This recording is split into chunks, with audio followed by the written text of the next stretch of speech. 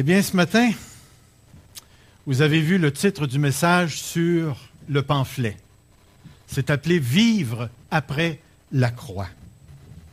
Et l'expression que je viens d'utiliser, ce n'est pas une expression très, très courante parmi les évangéliques.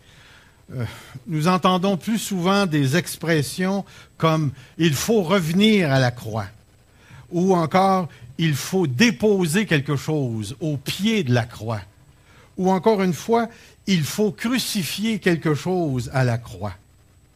Dans ces expressions, la croix est perçue comme une sorte de lieu, un point de repère où, dans un certain sens, il faut resubir encore d'une manière occasionnelle les effets purificateurs de la croix. Crucifier quelque chose à la croix, c'est tenter de mettre à mort une habitude ou une mauvaise pratique. Déposer quelque chose à la croix réfère à l'abandon d'une chose au pied du Seigneur Jésus. Ou bien, encore une fois, crucifier quelque chose, c'est mettre à mort quelque chose. Mais de dire que nous vivons après la croix, c'est parler de la croix, comme d'un moment historique, unique dans l'histoire, qui a non seulement marqué l'histoire, mais qui a aussi changé l'histoire. Vivre après la croix, ça veut dire qu'il fut un temps où il n'y avait pas de croix. Et qu'à un moment donné, à un moment précis, il y a quelque chose de spirituel qui s'est passé. Je vais vous montrer quelque chose que j'ai trouvé très intéressant. Lisez bien si vous pouvez. Je ne sais pas si vous pouvez bien voir les textes, mais je vais vous le lire. Où on a une expression qui réfère à un temps spécifique dans l'histoire. Dans Éphésiens, dans la grande bénédiction d'Éphèse, il dit « Nous faisant connaître le mystère de sa volonté, selon le bienveillant dessein qu'il avait formé en lui-même pour le mettre à exécution lorsque les temps seraient accomplis. » Regardez du point de vue de Dieu. Dieu s'est fait un plan, et dans ce plan, il y a un jour, il y a une date, il y a un mois, il y a une époque, il y a un événement tout à fait particulier, de réunir toutes choses en Christ, celles qui sont dans les cieux et celles qui sont sur la terre. Regardez l'autre texte. Dans la lettre aux Galates, il est écrit « Nous aussi, de la même manière, lorsque nous étions enfants, nous étions sous l'esclavage des principes élémentaires du monde. Mais lorsque les temps ont été accomplis, Dieu a envoyé son Fils, né d'une femme, né sous la loi, afin qu'il rachète ceux qui étaient sous la loi, afin que nous recevions l'adoption. » Christ n'est pas venu par hasard. Il est venu à un temps marqué. Il est apparu sur l'histoire de l'homme. Regardez bien ici. Après avoir autrefois, à plusieurs reprises et de plusieurs manières, parlé à nos pères par les prophètes, Dieu, dans ces derniers temps, nous a parlé par le Fils. Dieu, à un moment donné, a choisi de parler d'une autre manière dont il avait parlé aux pères de l'Ancien Testament, c'est-à-dire par les prophètes. Maintenant, il nous a parlé par le Fils qu'il a établi héritier de toutes choses, de toutes choses. Il y a quelque chose que je veux vous montrer ici. Voyez-vous bien ce qui est écrit en arrière? Vous avez peut-être un petit peu de misère. C'est une ligne. La ligne représente le temps. Avez-vous déjà entendu l'expression « le siècle présent, le siècle à venir » ? C'est écrit dans la Bible. Le mot grec, c'est le mot « aion ». Aion, les aions. À la chute, il s'est passé quelque chose d'horrible. À la chute. Par le péché, la mort est entrée dans le monde et la mort s'est étendue sur toute la création de Dieu. Toute la création de Dieu. De sorte que depuis Adam jusqu'au deuxième retour de Jésus-Christ, dans cet espace de temps-là, le monde sera caractérisé par la chute, c'est-à-dire la présence du péché, de la mort et de la chair, des ténèbres, des démons. Et toute l'humanité qui marche sur cette ligne historique sont condamnés à la mort et sont condamnés à la seconde mort, qui est l'enfer éternel. Personne qui vient au monde sur cette ligne historique du temps ne peut participer au salut de Dieu. Et c'est pourquoi je vous dis, un chrétien ou une chrétienne enceinte ne peut pas mettre au monde un petit chrétien. Elle met au monde un fils d'Adam, de la génération perdue. Et ce fils d'Adam va devoir entrer et passer au deuxième Adam, qui est Jésus-Christ. Et j'ai marqué en dessous, pour vous lire, juste en dessous, le siècle présent a été introduit par Adam. Le siècle présent englobe tout le temps, l'espace, la matière, tous les réseaux de relations humaines et créationnelles. Le siècle présent, eh bien, dans le siècle présent, le péché règne, la mort règne. Dans le siècle présent, est fondamentalement opposé à Dieu, car il est sous l'influence des ténèbres, l'influence de Satan. Les structures humaines sont qualifiées de sagesse du monde dans la première lettre aux Corinthiens. Il est caractérisé par la chair, le péché et la mort. Et une dernière chose que j'ai écrite, c'est que le siècle présent a un commencement dans la chute et a une fin au retour de Jésus-Christ. L'histoire, le monde, tel qu'on le connaît présentement, va cesser d'exister au retour de Jésus-Christ. Je mets une autre chose devant vous. J'espère que vous pouvez bien la voir. La chose que j'ai faite, c'est que je suis allé chercher des vieilles acétates, pas des diapos, des acétates, que j'ai rentrées dans l'ordinateur, et je me suis rendu compte que ça ne m'a pas donné une belle qualité. Mais est-ce que vous voyez une croix, puis vous voyez un P? Le P, ce n'est pas Pinard, là. C'est même pas Pomainville. Le P vient du grec du mot pneuma qui veut dire esprit. Il y a deux grands événements qui ont mis au monde le christianisme, l'Église de Dieu. Le premier événement historique, comme on a vu tout à l'heure, au temps marqué par le Père, qui est apparu dans l'histoire? La deuxième personne de la Trinité. Et qui est apparu dans l'histoire à la Pentecôte? La troisième personne de la Trinité, l'Esprit. Et à la mort de Jésus-Christ, il s'est passé quelque chose de cosmique. Vous comprenez ce que je veux dire par le mot cosmique? D'où vient le mot cosmos, qui veut dire l'ordre de tout ce qui existe, l'univers tout entier. Lorsque Jésus-Christ s'est incarné, et qu'il a pris une forme humaine, ce n'est pas un personnage ordinaire qui est venu au monde d'un homme et d'une femme. C'est un être humain parce qu'il est venu au monde d'une femme, mais c'est un être divin parce que c'est la deuxième personne de la Trinité qui s'est incarnée. Dieu s'est fait chair. Il est l'Emmanuel qui est venu dans l'histoire de l'être humain, qui est entré dans ce monde de péché pour le porter sur lui-même, le crucifier à la croix. C'était son rôle. Et une fois la purification faite, ce n'était pas suffisant. Ça prenait autre chose. Il fallait que le Saint-Esprit soit donné de manière à ce qu'une nouvelle génération vienne au monde. Avec l'avènement de Jésus-Christ, pouvez-vous voir une ligne en haut de la ligne du temps en bas? Cette ligne-là, c'est le siècle à venir.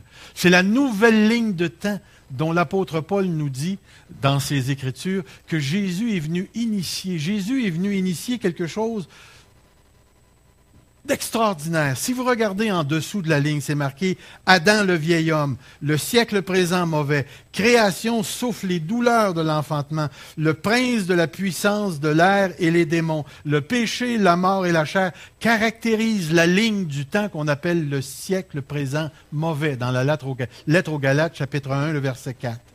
Quand Jésus est venu au monde et qu'il est mort et qu'il est ressuscité, il y a une nouvelle ligne, une nouvelle histoire qui est entrée et qui s'appelle le siècle à venir. Le siècle à venir. Et cette ligne de temps, c'est important de la saisir Parce qu'elle n'a pas commencé avant la croix. Elle a commencé avec la mort et la résurrection de Jésus-Christ. Dans l'Ancien Testament, lorsque Dieu a voulu se révéler, vous rappelez-vous comment il l'a fait?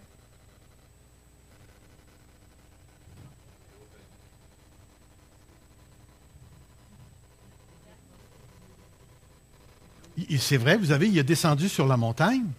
Mais qu'est-ce qu'il y avait autour de la montagne? Oui, mais il y avait d'autres choses. Quelle était l'intention de Dieu la première fois qu'il a apparu à Moïse?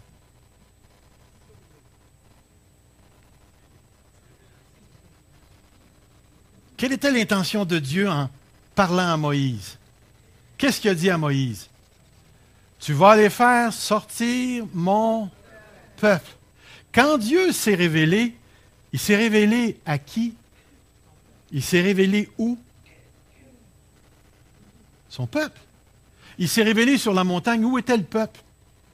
Le peuple était-il absent ou présent?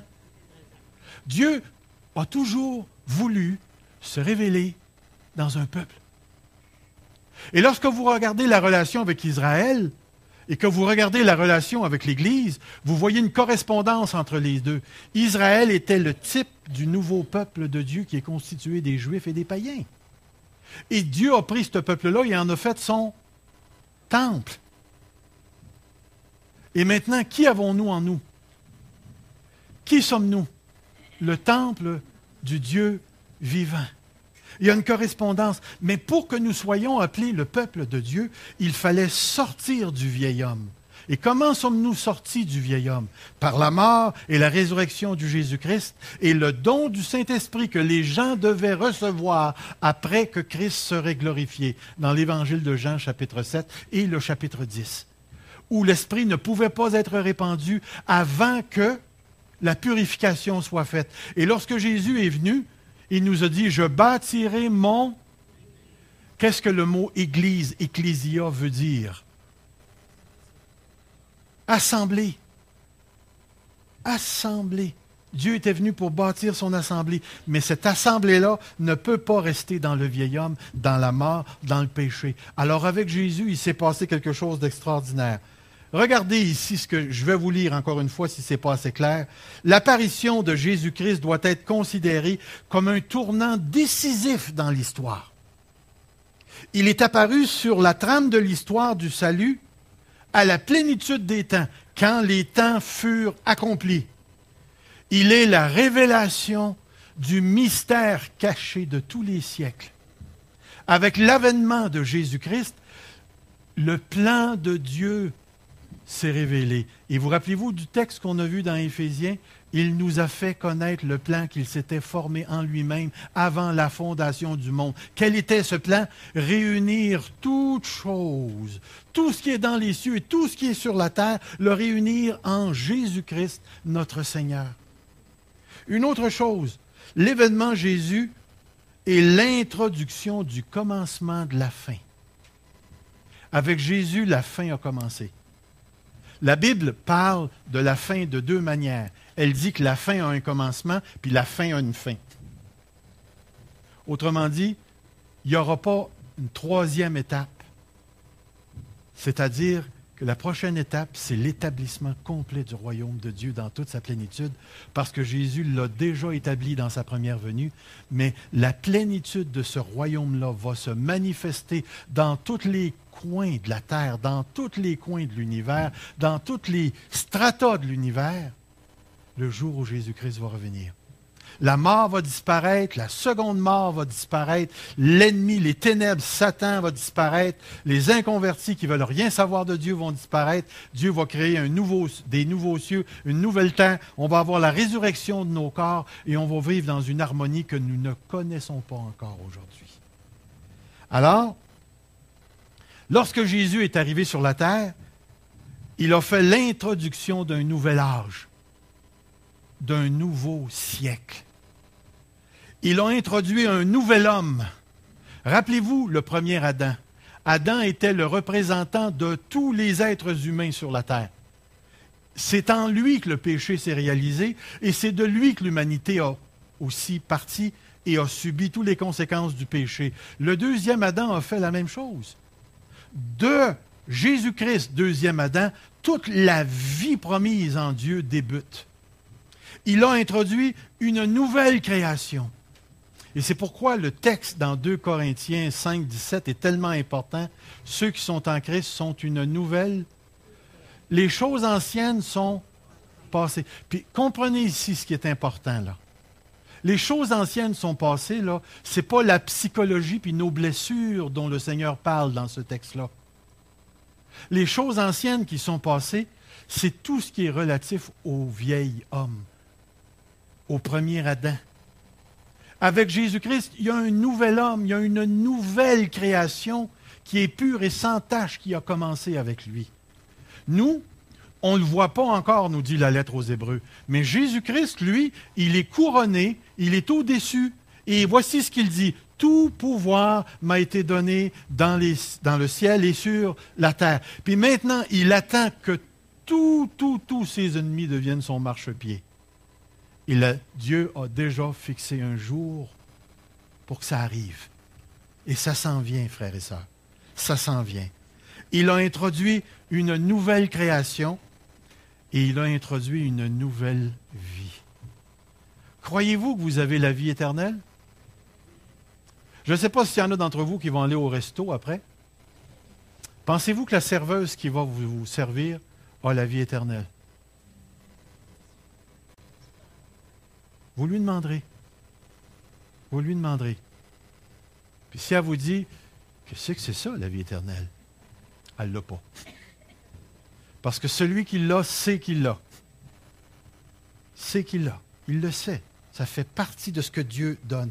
Voyez-vous, l'avènement Jésus-Christ est quelque chose de tellement, mais de tellement important, parce que dire que nous vivons après la croix, c'est affirmer que nous participons à une nouvelle réalité. Et qu'à partir de maintenant, il ne nous est plus possible de voir ce qui est de la même manière qu'avant que nous étions en Jésus-Christ. Dire que nous vivons après la croix, c'est aussi déclarer que les changements engendrés par la croix nous ont personnellement et collectivement affectés, puisque nous sommes, pour ainsi dire, le fruit des changements produits par la croix. Voyez-vous, l'une des choses que nous avons besoin de saisir, c'est que le fait que nous vivons après la croix et non avant la croix nous permet maintenant à nous, les êtres humains, de nous redéfinir selon les projets de Dieu réalisés en Jésus-Christ. Avez-vous saisi la petite phrase que je viens de dire?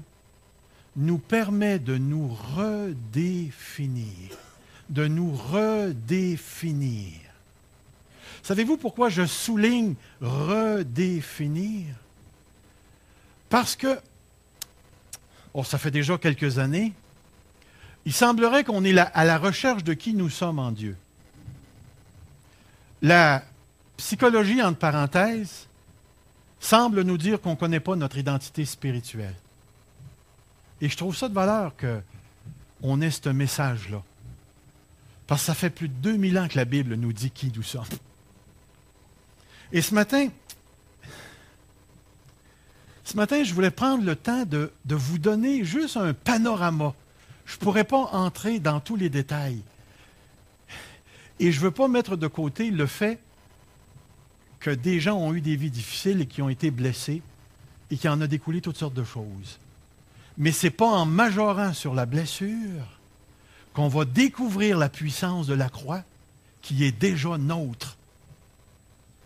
Et si on réfléchit sur les blessures, il ne faut pas les réfléchir à partir de la blessure elle-même. Il faut les réfléchir à partir du fait que Jésus-Christ a fait quelque chose et qu'il a donné son Saint-Esprit et que celui qui est en nous est plus grand que nos blessures. Et que lui prend la puissance de la croix et vient guérir tout ce qu'il y a à l'intérieur de nous. Mais avant tout ça, il nous faut établir une base solide basée sur l'Écriture qui nous dit qui nous sommes en Jésus-Christ, qui nous sommes à cause de son œuvre, qui sommes-nous les enfants de Dieu qui vivons après la croix. Et voici ce que j'aimerais mettre devant vous.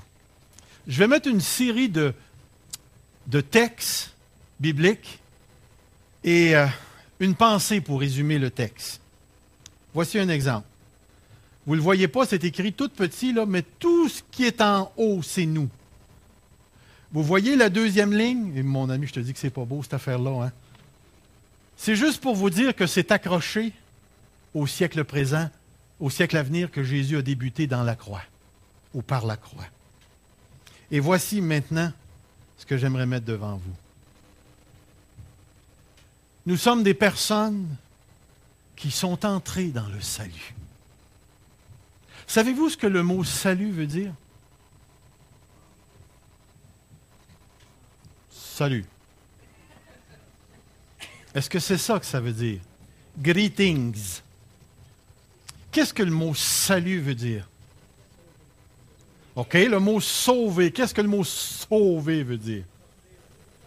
OK? L'essence du salut, c'est le mot délivrance. Délivrance. Nous sommes des personnes qui ont été délivrées. Comprenez ce que je suis en train de dire, parce que le danger pour nous, c'est de prendre tout le langage de la délivrance qu'on applique aux chrétiens, puis qu'on leur dit, vous avez besoin d'être délivrés de. Le problème, c'est qu'en Jésus-Christ, j'ai déjà été délivré de. Et cette délivrance-là, elle est fondamentale. Je vais vous donner un exemple de ce que je veux dire. Vous êtes en prison, on vous ouvre la porte. Sortez-vous.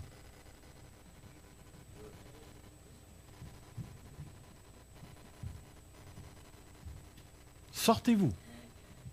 Ou restez-vous en prison? OK, vous ne voulez pas sortir? Ouais, OK. Tant de petites minutes. Moi, je suis Dieu, je suis divin, je vais prendre ta prison, je vais la sortir de la prison. J'ai sorti ta prison de la prison, puis je t'ai mis dans un autre pays. En plus. Sors-tu de ta prison ou tu restes dedans? Parce que tu peux te délivrer de ta prison parce que ta prison a été délivrée de la prison. Autrement dit, ce que je suis en train de dire, c'est que pour les enfants de Dieu, le salut, c'est déjà réalisé et nous sommes dans le salut de Dieu. Et quand je pense à qui je suis, je ne dois plus penser à partir de l'esclavage, puisque c'est justement de ça que j'ai été délivré. L'esclavage de la mort et du péché, et je suis maintenant une personne délivrée. Je suis en Jésus-Christ. Je ne suis plus dans la mort, la chair ou le péché. Je n'appartiens plus à l'Adam, pécheur qui s'est rebellé contre Dieu. Je n'appartiens plus à une création en déficience. J'appartiens maintenant à Jésus-Christ, à la nouvelle création. Je suis dans le siècle nouveau et je suis déjà assis avec Christ dans les lieux célestes. Je suis délivré de la colère du Père qui est en chemin et qui s'en vient et qui va se réaliser. Je suis une personne sauvée.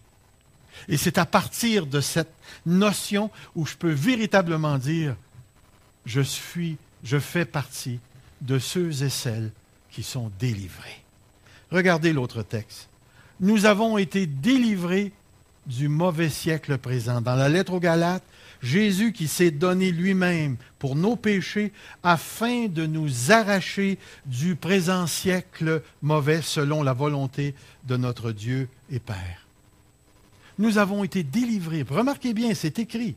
Il nous a arrachés. Ce n'est pas quelque chose à faire, c'est quelque chose qui a déjà été fait. Vous rappelez-vous d'avoir écouté un film de cow-boys et d'Indiens où une personne, appelons-la une blanche américaine, a été attaquée par des Indiens, puis les Indiens ont ramassé la blanche, puis ils l'ont emmenée dans leur tribu. Et plusieurs années après, il y a monsieur le cow-boy qui s'en vient avec son cheval, il rentre dans la tribu, puis il se rend compte qu'il y a une blanche. Elle ne parle plus anglais. Elle parle le langage de la tribu. Elle ne pense plus comme une Américaine blanche. Elle pense comme une Indienne. Être délivré du siècle présent, c'est d'avoir été retiré et transporté dans une autre famille, de telle sorte que l'identité de la personne n'est plus ce qu'elle était. Elle est maintenant dans le centre, dans le cadre, elle est dans la famille, dans la culture. Elle a été adoptée dans la famille de Dieu et maintenant son identité est formée culturellement par les choses d'en haut. Elle est avec Jésus-Christ, elle appartient à Dieu. C'est tellement important de saisir ceci.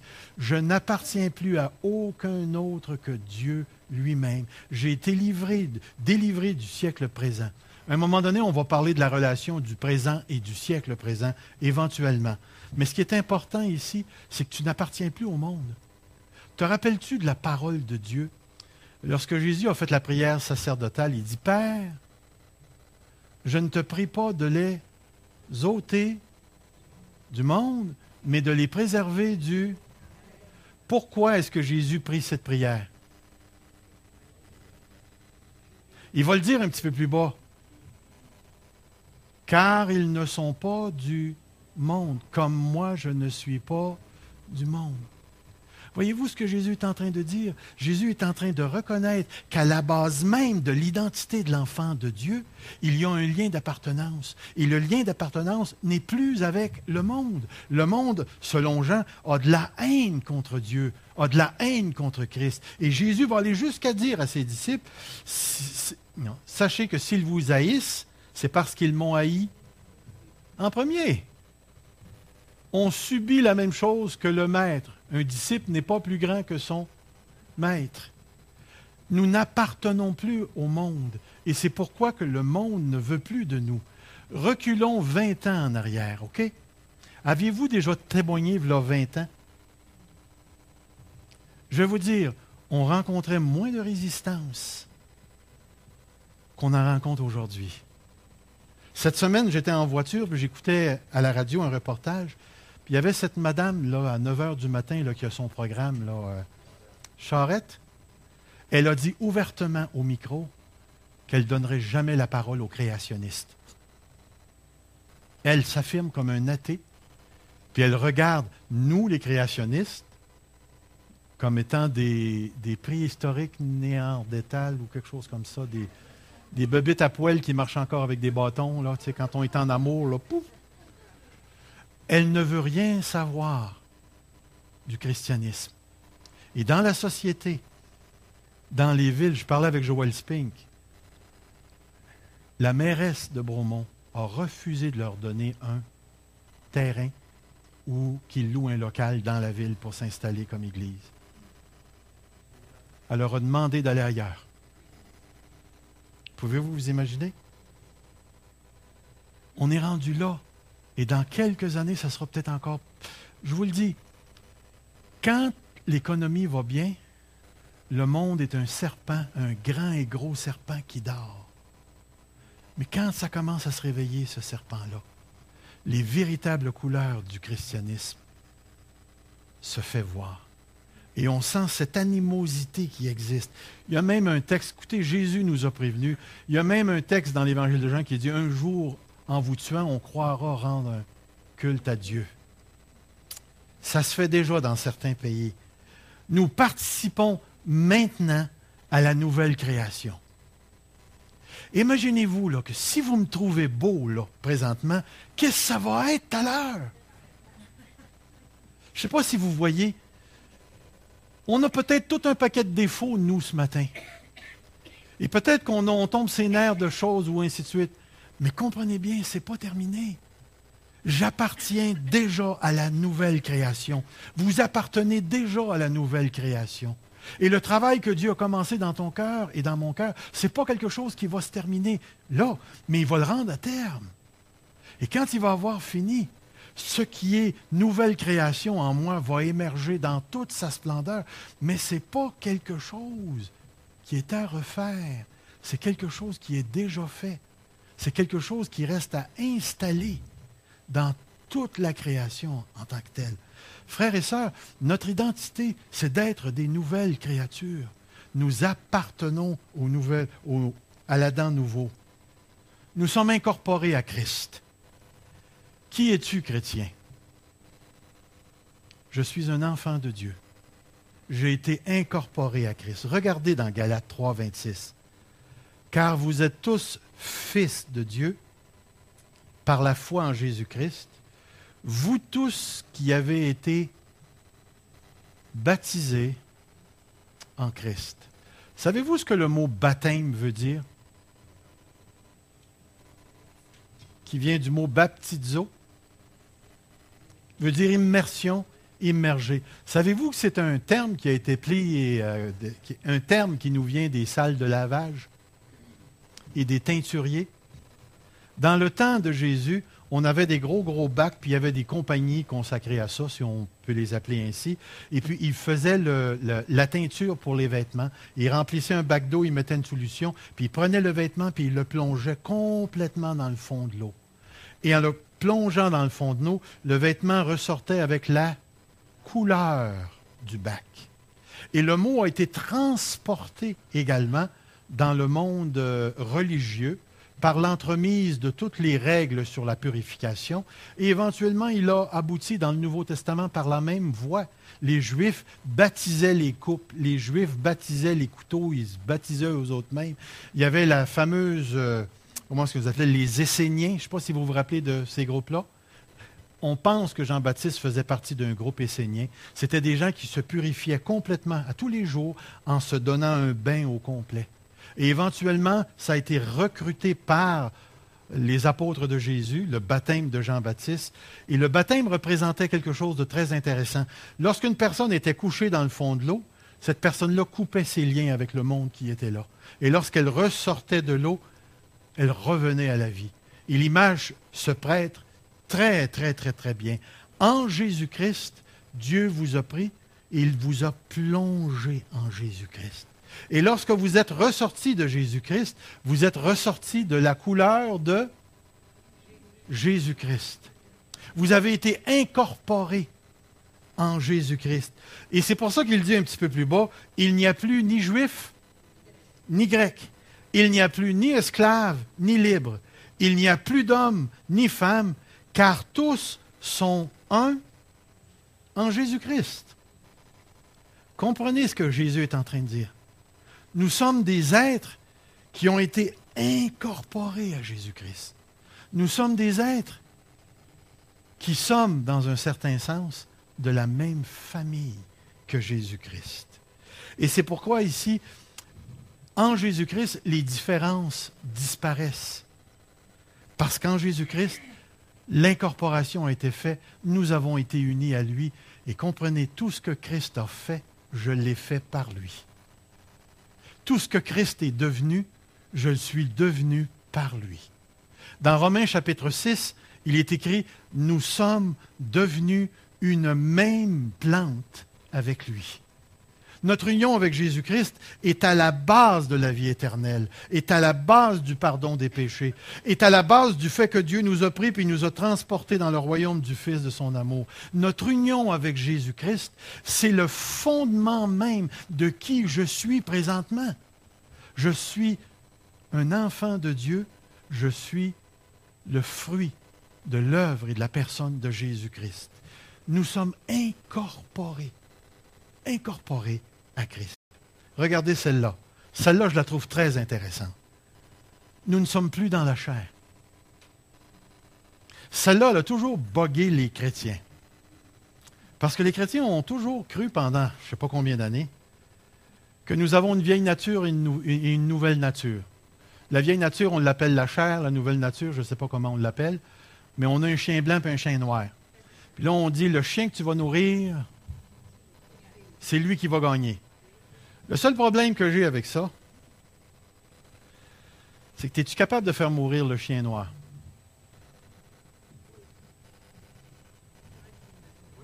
Moi, tout ce que je peux vous dire, c'est que j'ai essayé, puis il revient tout le temps. J'aimerais vous poser cette question. Le salut en Jésus-Christ, est-ce que c'est une transformation, une amélioration ou un ajout? c'est une transformation de quoi?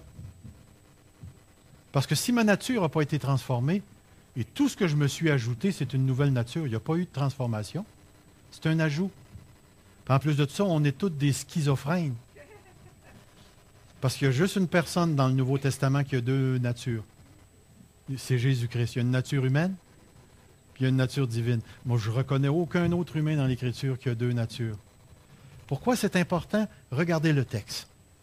J'ai pris la version Darby parce que Darby est plus littéral. Pour vous, vous n'êtes pas dans la chair, mais dans l'esprit. La chair, c'est tout ce que l'homme est en dehors de Jésus-Christ. Tu ne peux pas être dans la chair et dans l'esprit en même temps. Regardez l'autre texte, Romains 7, le verset 5. Puis regardez le temps du verbe. Lorsque nous étions dans la chair, est-ce que le verbe est au passé, présent ou futur? Lorsque nous étions dans la chair, les passions des péchés provoquées par la loi agissaient dans nos membres, de sorte que nous portions des fruits de la mort. Si j'avais rajouté le verset 6, on verrait que maintenant nous sommes morts avec Christ et que nous sommes dans une nouvelle vie pour porter des nouveaux fruits. Alors, l'enfant de Dieu ne se bat plus contre la chair, il se bat contre le siècle présent mauvais, qui essaie de le faire dévier de Dieu. Une autre chose, nous ne sommes plus sous la domination du péché.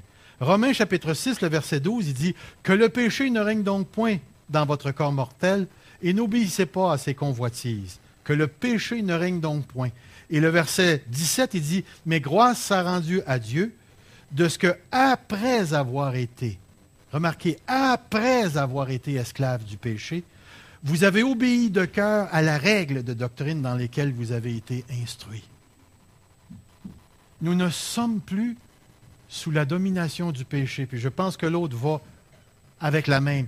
Nous sommes morts au péché. Romains 6, 11. Ainsi, vous-même, regardez-vous comme morts au péché et comme vivants pour Dieu en Jésus-Christ. Au verset 13, ne livrez pas vos membres au péché comme des instruments d'iniquité, mais donnez-vous vous-même à Dieu comme étant vivants de mort que vous étiez. Comme étant vivant de mort que vous étiez. Je ne suis plus dans la mort. Et je ne vis plus les conséquences de la mort. La mort n'a plus de pouvoir parce que je suis en Jésus-Christ. Vous rappelez-vous du texte dans l'Évangile de Jean, lorsqu'il est allé ressusciter Lazare. Vous rappelez-vous ce qu'il a dit à c'est-tu Marthe ou Marie? Une des deux sœurs. Il a dit, si tu crois, tu verras la gloire de Dieu. Et qu'est-ce qu'il a dit ensuite? Je suis la résurrection et la vie. Mais ce n'est pas juste ça qu'il a dit. Celui qui croit en moi ne mourra jamais. Entre vous et moi, là, est-ce que Marie et Marthe sont mortes? Est-ce que Lazare qui a ressuscité est remort? Oui. Alors Jésus s'est trompé. Celui qui croit en moi ne mourra jamais. Ben, Seigneur, si je regarde Marthe et Marie, ils sont mortes. Tu t'es certainement trompé, Seigneur. Comment vous répondez à ça? Ils sont mortes dans la chair. Qu'est-ce que vous en pensez, vous autres, de cette réponse-là? Jésus va dire un petit peu plus bas, c'est tellement important de lire tout le texte. Jésus va dire, celui qui croit en moi vivra même s'il meurt. Jésus ne nie pas la mort physique. Mais pour Jésus, celui qui est en Christ, la mort physique, c'est simplement la continuité de la vie éternelle qu'il a déjà reçue. C'est tellement important de saisir cette réalité-là. Nous sommes morts au péché. Morts au péché. Permettez-moi de reprendre un exemple que je vous ai déjà apporté. Et c'est un exemple que je trouve tellement réconfortant pour mon âme. Vous me devez 25 000 $. OK? Je vous ai prêté 25 000 $. Vous me devez 25 000 $. Le temps de collecter est arrivé. Vous n'avez pas l'argent. Là, vous vous en venez me dire que vous n'avez pas l'argent. En traversant la rue, vous êtes tellement pogné dans votre misère que vous vous faites écraser par une grosse vanne, puis vous mourrez. Puis moi, j'apprends que vous êtes mort. Ou mort. Puis je m'en vais, je cours vite, vite sur le coin de la rue, parce que ça s'est passé juste là. Puis là, je te dis, redonne-moi mon 25 000. Vas-tu me le redonner? Pourquoi tu ne pourras pas me le redonner? Ce n'est pas une bonne réponse. Pourquoi vous ne pouvez pas me le donner? C'est vrai, écoute, je vous aurais mis 82 sur 100 pour cette réponse-là. Mais pourquoi vous ne pouvez pas me donner? Vous êtes dans un autre monde. Vous avez passé dans un autre monde auquel je n'ai pas accès. Puis dans cet autre monde-là, toutes les dettes ne comptent plus. Lorsque vous êtes en Jésus-Christ, tout ce qui était dans le siècle présent est coupé. Vous entrez dans la nouvelle ère, dans le nouveau siècle. Et ce que la mort pouvait vous réclamer, elle ne peut plus vous le réclamer. Ce que le péché vous réclamait, le péché ne peut plus vous le réclamer. Ce que la chair vous réclamait, la chair ne peut plus vous le réclamer. Vous êtes libérés. Et c'est pour ça qu'il dit, je ne sais pas si vous vous rappelez, je vais essayer de trouver l'autre texte avant. C'est-tu l'autre? Non.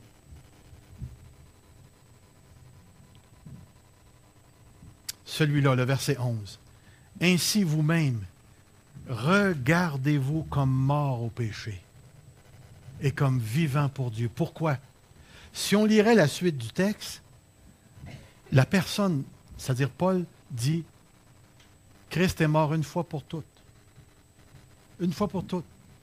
Celui qui est mort ne meurt plus. Par notre union avec Christ, nous sommes morts avec lui et nous sommes ressuscités avec lui. Nous ne sommes plus sous la loi. Et mes amis, celle-là là, est importante.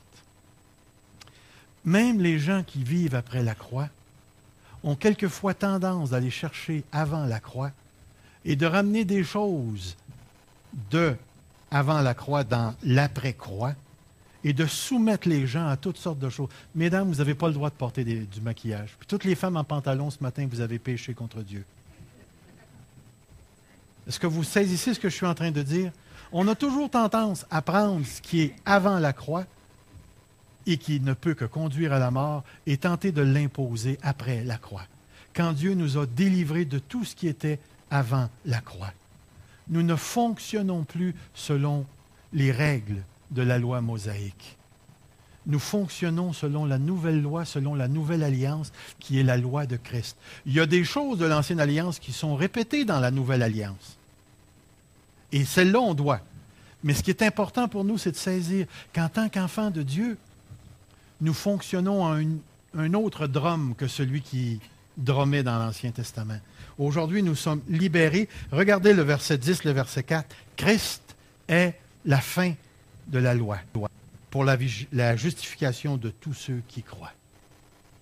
Alors, une chose qui est importante que je vais souligner ici, être sous quelque chose dans les écrits de Paul, c'est être sous l'esclavage de cette chose-là. Et c'est pourquoi, dans un certain sens, je ne sais pas si c'est celle-là qui suit, nous sommes sous l'esclavage de la grâce. Et que j'aime ça, cette expression-là. La grâce, c'est bénissant, j'ai aucune misère à être le serviteur de la grâce. Romains chapitre 6, verset 14 dit « Car le péché n'aura point de pouvoir sur vous, puisque vous êtes non sous la loi, mais sous la grâce. » On ne pourra jamais, jamais assez répéter que nous, les enfants de Dieu, nous sommes dans la grâce. Nous ne sommes pas sous le régime de l'Ancien Testament, de la loi. Nous ne sommes plus sous une conscience gérée par la culpabilité. Nous sommes sous une conscience gérée par la grâce. Gérée par la grâce. Et à cause de cette grâce-là, je suis capable de me tenir debout et d'accéder à Dieu. Comment vous voyez-vous ce matin? Parce que c'est tellement, tellement important. Voyez-vous, pour nous, les enfants de Dieu, Il est possible de tomber dans un certain piège que je vais tenter de vous décrire ici. Tout ce qui a été dit ce matin, et j'en aurai d'autres à vous dire, je vais juste les nommer. Nous avons été rendus vivants avec Christ. Nous sommes assis avec Christ dans les lieux célestes. Les deux dernières. Permettez, je vais me débarrasser de ça.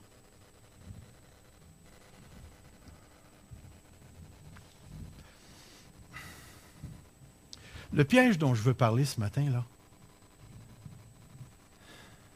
c'est que tout ce qui a été dit ce matin doit être reçu par la foi. Doit être reçu par la foi. Toutefois, lorsque nous disons tout ce qui a été dit ce matin doit être reçu par la foi, il faut préciser ce qu'on veut dire par être reçu par la foi. Parce qu'aujourd'hui, recevoir quelque chose par la foi, c'est recevoir quelque chose qui n'existe pas. Et c'est comme ça que ça sonne dans la tête de plusieurs. Si je suis obligé de le recevoir par la foi, bien, c'est probablement parce que ça n'existe pas vraiment. Est-ce que je suis vraiment un enfant de Dieu? Est-ce que je suis vraiment une personne incorporée à Christ? Est-ce que je suis vraiment, mais vraiment une personne dans le salut? Comment je vais le savoir? Comment le savez-vous? Est-ce que la foi, c'est un saut dans le vide? Alors, comment ça se fait que vous le savez? Je vous pose la question. Oh, il vous a parlé à vous. Wow! Oui. Il a nommé votre nom. Wow! Vous êtes encore réveillé, là? C'est bon. Mais dans un sens, Mme Prince, elle a absolument raison. Est-ce que Dieu vous a dit que vous étiez un enfant de Dieu? Pensez-y bien. Est-ce que Dieu vous a dit que vous êtes un enfant de Dieu? Comment est-ce qu'il vous l'a dit? Là, Mme Prince, elle nous dit qu'elle s'est fait réveiller, puis il lui a dit. Comment Dieu vous a dit que vous étiez un enfant de Dieu? Oui. L'Esprit rend témoignage à mon esprit que je suis un enfant de Dieu. Est-ce que vous avez déjà vécu cette expérience-là? Que Dieu est venu et vous a dit, tu es mon enfant. Pour certaines personnes, ça ne s'est pas passé en... Moi, ça ne s'est pas passé en mots. Moi, ça s'est passé dans une conviction que je ne peux pas expliquer. Je suis rentré dans le bois, j'étais un perdu, je suis sorti du bois, j'étais sauvé. Ce matin-là, il s'est passé quelque chose. Ce matin-là, en ouvrant l'Écriture, j'ai réalisé que j'étais perdu puis que je m'en allais en enfer et que j'avais besoin d'être sauvé. Puis j'ai crié à Dieu littéralement dans le bois, « Seigneur, sauve-moi ». Et je ne peux pas vous dire ce qui s'est passé. Je suis sorti de là, je n'étais plus la même personne. J'avais cette conviction intérieure. Je ne comprenais pas ce qui m'était passé, je ne pouvais pas l'expliquer.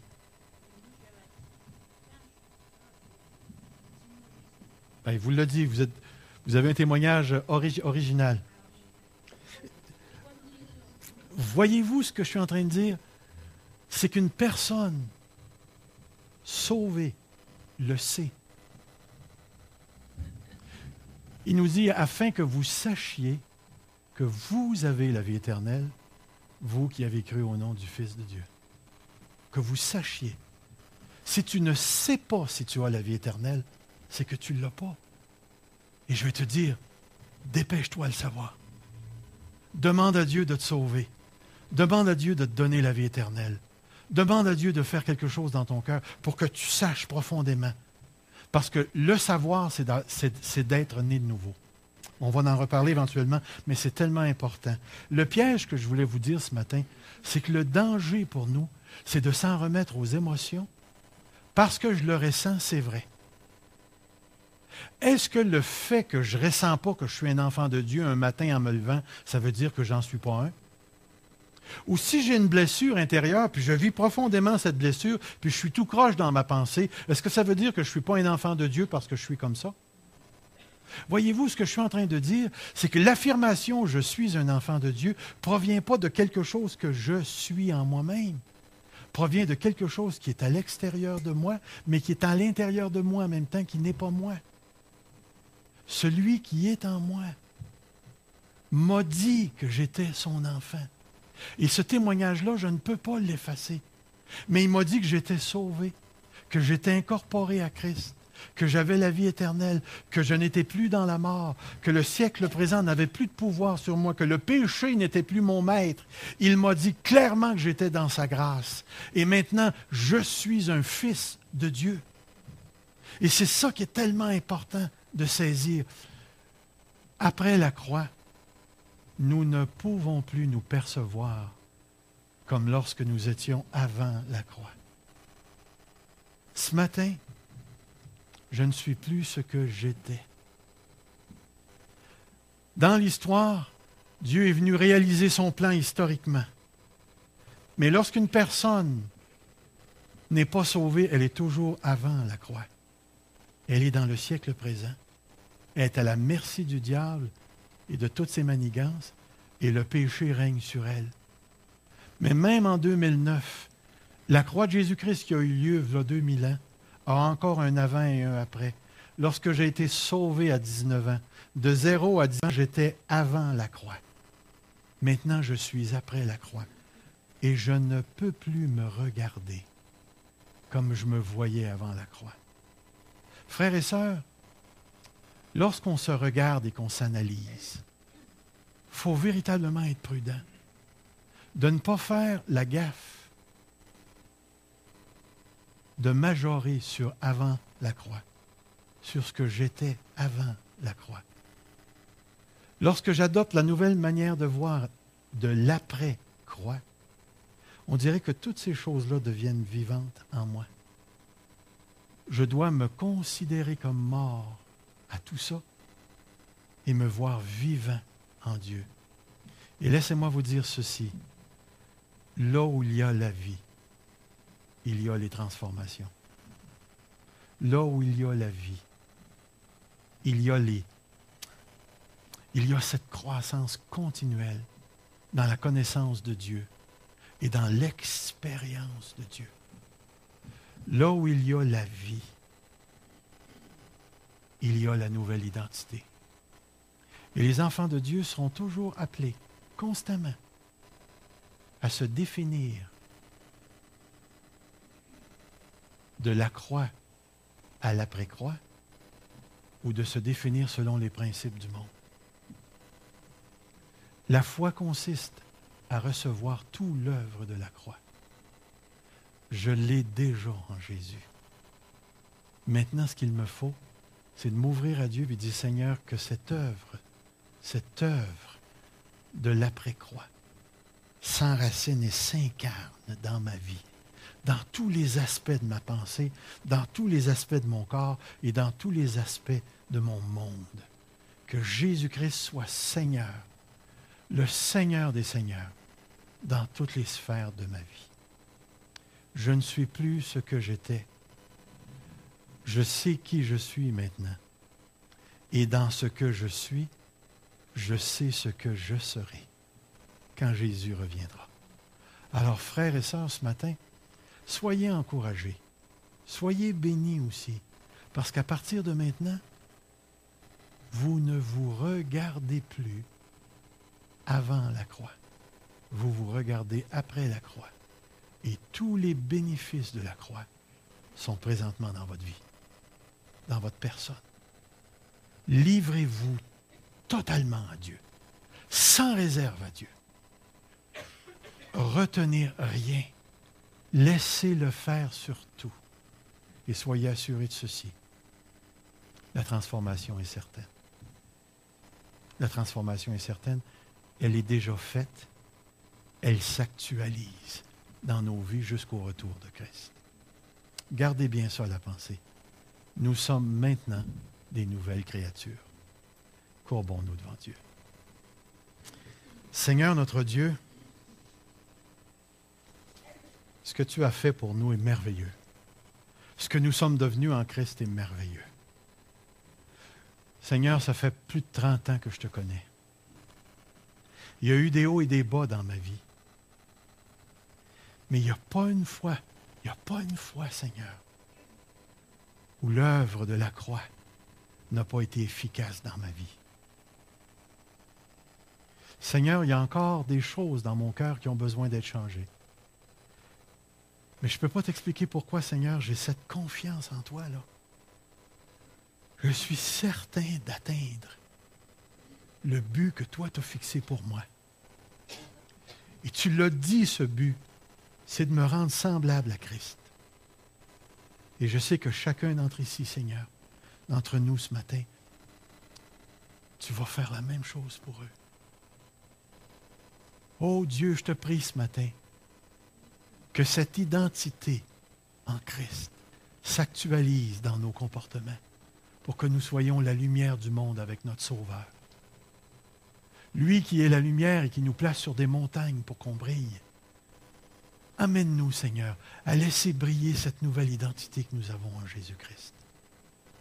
Garde-nous proches de toi, Seigneur, de manière à ce que le flot de l'Esprit entre toi et nous s'effectue continuellement. Maintenant, Seigneur, prends-nous, fais-nous briller pour ta gloire. Nous te prions et nous te remercions. Dans le précieux, précieux nom de Jésus, qui s'est livré pour nous, qui est ressuscité d'entre les morts, qui a reçu le Saint-Esprit du Père et qui l'a répandu à la Pentecôte et qui continue de le donner durant cette période de salut, Seigneur. Merci, Père éternel. Gloire à toi. Amen.